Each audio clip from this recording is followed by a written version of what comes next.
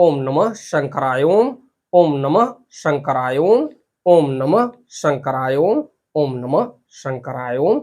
आपको फिर पुनः ले चलते हैं भोलेनाथ के श्री शिव महापुराण की कथा रुद्र संहिता के सती खंड के अथ सप्तमो अध्याय 7वें अध्याय में, जिसमें आपको मिलेगा महर्षि मेघातिथि की यज्ञाग्नि में संध्या द्वारा शरीर त्याग, पुनः अन अरुंधति के रूप में यज्ञाग्नि से उत्पत्ति एवं वशिष्ठ मुनि के साथ उसका विवाह।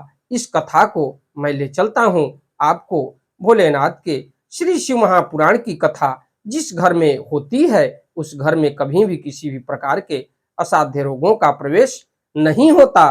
तो इससे पहले विघ्नों को हरने वाले भगवान गणेश और विद्या की प्रदायिनी मां सरस्वती के श्री चरणों में शीश नवाते हुए विनम्र निवेदन करूंगा कि हमारे देश संसार में जहां भी भोलेनाथ के श्री शिव महापुराण की कथा हो रही हो, उसे संपन्न करने में अपना पूर्ण योगदान दें। उसके साथ साथ हमारे ऊपर भी अपनी कृपा बनाए रखें कि मैं अपने मुखार बिंदु से भोलेनाथ के श्री शिव महापुराण की कथा को जो भी शिव भक्त प्रेमी हैं उनके तक पहुंचाने का पूर्ण प्रयास करूं और आपको संस्कृत और उसका उच्चारण हिंदी तक पहुंचाने का पूर्ण प्रयास करूंगा। त्वमेव माता च पिता त्वमेव, त्वमेव बंधुश्च सखा त्वमेव, त्वमेव विद्या द्रविणम त्वमेव, त्वमेव सर्वम मम देव देव।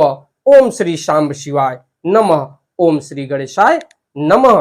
तो आपको ले चलते हैं भोलेनाथ के श्री शिव महापुराण की कथा रुद्र संहिता के सती खंड अथ सप्तमो अध्याय में, जिसमें महर्षि मेघातिथि की यज्ञाग्नि में संध्या द्वारा शरीर त्याग कर पुनः अरुंधति के रूप में यज्ञाग्नि से उत्पत्ति एवं वशिष्ठ मुनि के साथ उसका विवाह। तो ब्रह्मोवाच, ब्रह्मा जी बोले, वरं दत्वा मुने तस्मिन् संभावन्ति रहते तदा संध्याप्य गच्छत् तत्रैव यत्र मेघातिथिर्मुनिः तत्र शंभोः प्रसादेन न केनाप्युपलक्षिता सस्मराणि वर्णिनं तं वै स्वोपदेशंकरमतपः वसिष्ठेन पुरासा तु वर्णी भूत्वा महामुने उपदृष्टा तपस्तुर्त वचना तत्परमेष्टिनः तमेव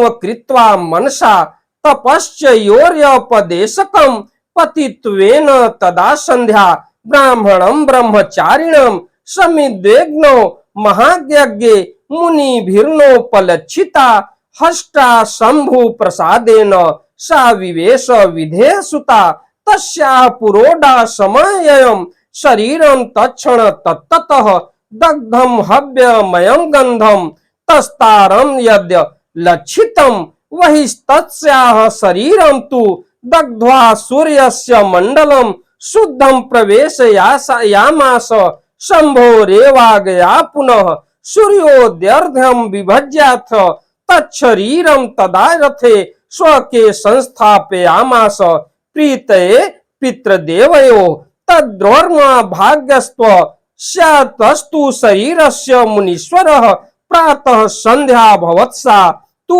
अहोरात्रादि मग्धगा। तो उसके बाद ब्रह्मा जी बोले, इस प्रकार भगवान सदाशिव जब संध्या को वर प्रदान कर अंतर्ध्यान हो गए, तब संध्या वहां गई जहां महर्षि मेघातिथि थे।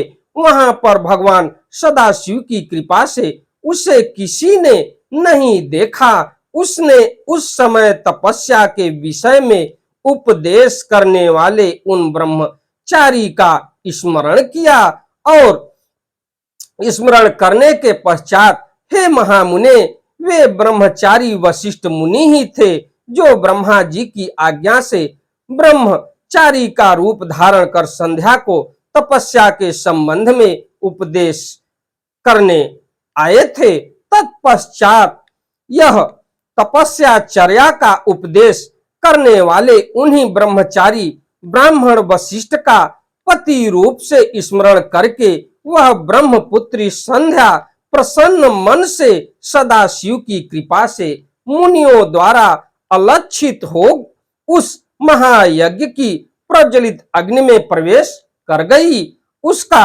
समस्त शरीर पुरोडास के समान तत्क्षण ही जलकर राख हो गया, जिससे अलक्षित रूप से पुरोडास का गंध चारों ओर फैल गया। पुनः सदा शिव की आज्ञा से अग्नि ने उसके शुद्ध शरीर को भस्म कर सूर्य मंडल में प्रविष्ट करा दिया और तदंतर सूर्य ने उसके शरीर को दो भागों में विभक्त कर पितरों एवं देवताओं की प्रसन्नता के लिए अपने रथ में स्थापित कर लिया। हे मुनीश्वर, उसके शरीर का जो ऊपर का भाग था वही रात्रि तथा दिन के बीच में होने वाली प्रातः संध्या हुई। तो ये कथा बड़ी मार्मिक है कि भोलेनाथ ने श्री शिव महापुराण में लिखा कि उसके शरीर का जो ऊपर का भाग था वही रात्रि हुई और मध्य भाग जो हुई वही संध्या हुई। जो संध्या अग्निकुंड में अपना शरीर त्याग दी। तो उसके बाद आगे मैं आपको ले चलता हूं।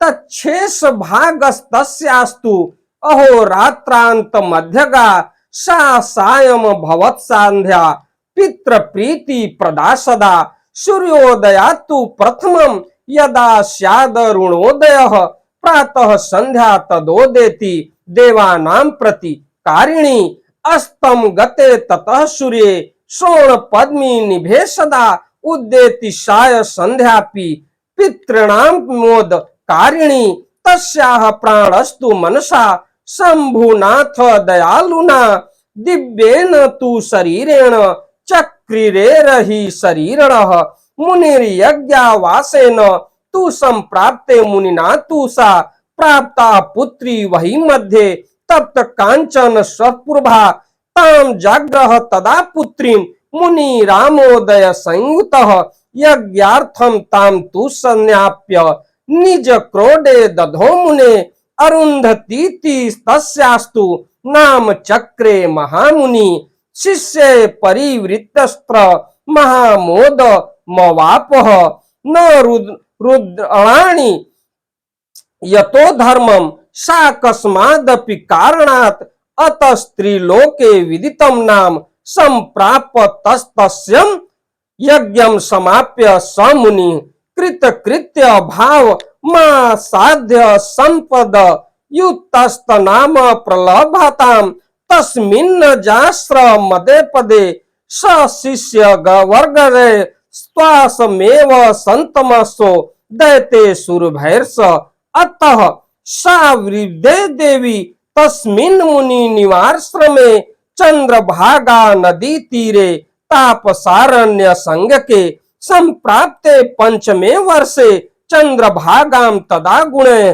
तपसारण्यमपि सा पवित्र मा करोसति विवाहं कारयामा सुस्तस्याः ब्रह्मसुतेन वै वसिष्ठेन हुरुन्धत्या ब्रह्म विष्णु महेश्वराः।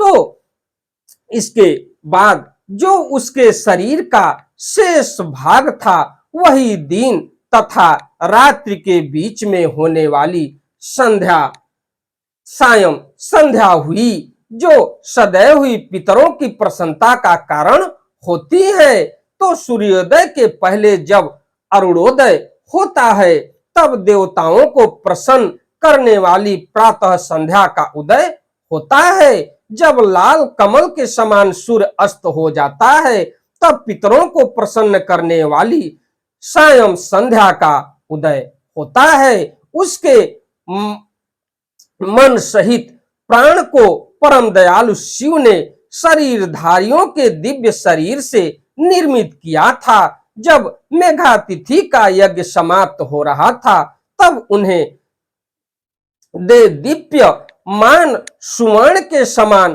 कांति वाली वह कन्या यज्ञाग्नि में प्राप्त हुई। हे मुने, हे महामुनि, मेघातिथि ने यज्ञ से प्राप्त हुई उस कन्या को बड़ी प्रसन्नता से ग्रहण किया और उसे स्नान कराकर अपनी गोद में बिठाया। उन्होंने उसका नाम अरुंधति रखा। उस कन्या को प्राप्त कर वे शिष्यों के साथ बड़े ही हर्षित हुए।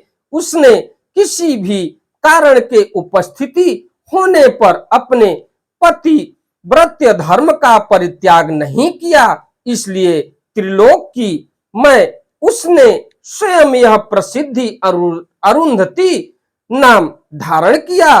ब्रह्मा जी बोले, हे सुरेश, यज्ञ समाप्त करने के उपरांत वे मुनि कन्या रूप संपत्ति से युक्त हो अपने शिष्यों सहित अत्यंत कृत होकर अपने उस आश्रम में उसका लालन पालन करने लगे। उसके बाद वह कन्या चंद्रभागा नदी के तट पर श्रेष्ठ मुनि के तप सारण्य नामक आश्रम में बढ़ने लगी। वह सती 5 वर्ष की अवस्था में अपने गुणों से चंद्रभागा नदी तथा तपसारण्य को पवित्र करने लगी। ब्रह्मा विष्णु तथा महेश ने ब्रह्मपुत्र वशिष्ठ के साथ उस अरुंधति का विवाह करवाया जो पूर्व जन्म में संध्या थी। और उसके बाद आपको आगे मैं फिर ले चलता हूं। तदिवाहे महोत्साहो वभूव सुखवर्धनम सर्वे सुराश्च मुनयः सुखमापुः परम मुने ब्रह्म विष्णु महेशानाम कर निस्मृत तयोः सप्तनद्ध समुत्पन्नाम क्षिप्राधाय सुप वित्रिकाः। अरुंधति महासाध्वी साध्वी नाम प्रवरोत्तमा वशिष्ठं प्राप्य संरेजे मेघातिथि सुता मुने यस्याः पुत्राः समुत्पन्ना श्रेष्ठा शाक्य दया शुभा वशिष्ठं प्राप्य तम कांतम संरेजे मुनि सत्तमम एवं संध्या चरित्रम ते कथितम मुनि सत्तमम पवित्रम परम दिव्यम सर्व काम फलप्रदम य इदम श्रेणु या नारी पुरुषो वा शुभ व्रतः सर्वान् कान मानाप्नोति नात्र कार्या विचारणा। तो हे मुने, उसके विवाह में सुखदायक महान उत्सव हुआ जिससे सभी देवता तथा मुनिगण अत्यंत प्रसन्न हुए। उस विवाह में ब्रह्मा विष्णु तथा महेश्वर के हाथ से गिरे हुए जल से शिप्रा आदि 7 पवित्र नदियां उत्पन्न हुई। तो देखिए, ब्रह्मा विष्णु महेश जो उसके विवाह में जल गिराए, उस जल गिरने के बाद उस जल से 7 नदियां उत्पन्न हुई। हे मुने, साध्वी स्त्रियों में सर्वश्रेष्ठ महासाध्वी वह मेघातिथि की कन्या अरुंधति वशिष्ठ जी को पति रूप में प्राप्त कर अत्यंत शोभित हुई। हे मुनि श्रेष्ठ, उससे शक्ति आदि श्रेष्ठ तथा सुंदर पुत्र उत्पन्न हुए। इस प्रकार वशिष्ठ को पति रूप में प्राप्त कर वह शोभा पाने लगी। हे मुनि सत्तम, इस प्रकार मैंने संध्या का चरित्र कहा जो अत्यंत पवित्र दिव्य तथा संपूर्ण कामनाओं का फल देने वाला है। जो शुभ व्रत वाला पुरुष अथवा नारी इस चरित्र को सुनता है उसके सभी मनोरथ पूर्ण होते हैं और इसमें संदेह नहीं है। जो आपके भोलेनाथ के श्री शिव महापुराण की कथा में मिलता है कि जो इस कथा को सुनता है उसके सभी मनोरथ पूर्ण होते हैं। तो इति श्री शिव महापुराणे द्वितीयायाम रुद्र संहितायाम द्वितीय सती खंडे अरुंधति वशिष्ठ विवाह वर्णनम नाम 7वां अध्याय। इस प्रकार श्री शिव महापुराण के अंतर्गत द्वितीय रुद्र संहिता के द्वितीय सती खंड में अरुंधति तथा वशिष्ठ के विवाह का वर्णन नामक 7वां अध्याय पूर्ण हुआ। अगली कथा में मैं आपको ले चलूंगा अथाष्टमो अध्याय 8वें अध्याय में, जिसमें आपको मिलेगा कामदेव के सहचर वसंत के आविर्भाव का वर्णन। तो चलते चलते एक बार प्रेम से बोलिए श्री शिवाय नमस्तुभ्यम, श्री शिवाय नमस्तुभ्यम, श्री शिवाय नमस्तुभ्यम, श्री शिवाय नमस्तुभ्यम। जहां तक हो सके हमारे चैनल को आगे बढ़ाइए और चैनल के माध्यम से हम आपको जो भी धार्मिक पुस्तकें हैं उनको आप तक पहुंचाने का पूर्ण प्रयास करूंगा।